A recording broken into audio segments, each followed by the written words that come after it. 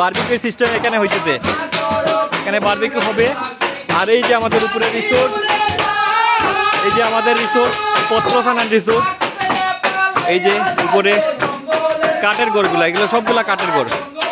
এই যে কত সুন্দর সুন্দর রিসোর্টগুলা লেবু বাগানের মধ্যে মহাজারাবাদ পড়ছে এই এরিয়াটা।